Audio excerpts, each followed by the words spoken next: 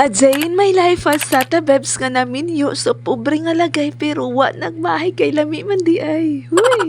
For today's mini vlog, human naman ang birthday so ari na pudta sa pangaligo sa dagat mga jay. Dili naman common sa amo ang pangaligo sa dagat kay ang dagat naa sa silong ra namo mga jay. Pero mga ulit man ni og dagat ang akong mga kauban hala for the go. Mas pinalami ang pangaligo og dagat kung naay pagkaon. Wa pa gani maabot nagsigi na kog timo dere. Kay mas lami gyud mo kaon kung naas dagat. Bisag dili lami ang sudan horot ra gihapon. Uy. Dili man layo ang daganon maong maabot ra gyud ta dayon. Daghang isla ang nindot kaliguan dere sa amoa. Kining islaha is makita ra gyud ni siya kung low tide. Kamandag ang pangalan aning islaha maong di gyud ta magkumpiyansa. Udto naman ni naabot dere maong nagpakita na gyud ni siya. Wala gyud kay makita diri bisag usa ka puno ang imuha ra gyud makita diri ang mga bato ug ang katinaw sa dagat. Kining islaha is naagyud ni sa tunga-tunga. Maong overlooking gyud ang mga view diri mga jay.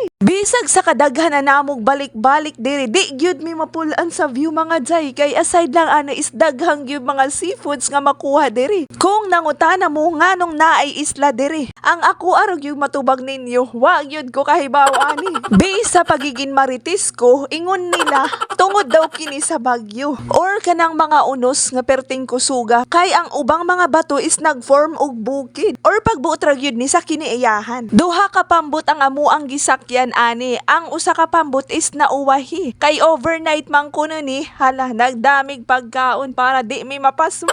Ang mga kauban ra namo ani is ako ang mga igsuon og pamilya sa laki sa husband sa ako ang kaluha. Di gyud ka magut man aning islaha kay perting daghanag mga lato mga jay naara gyud sa daplin. Pati mga bata kaya gyud ni nila kuhaon. Kay overnight man ni ready gyud ning mga angkan ko. Kay pati ilim nun di gyud na makalimtan. Kay pang uhawon man ni.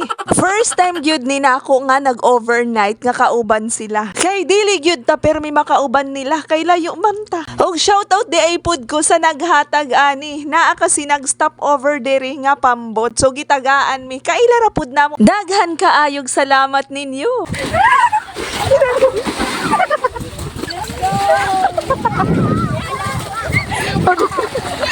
Bring me tuba, mga sa kabaso. Nag-enjoy gyud ang tanan pati mga bata. Usa gyud ni nako nga di makalimtan ang makabanding sila.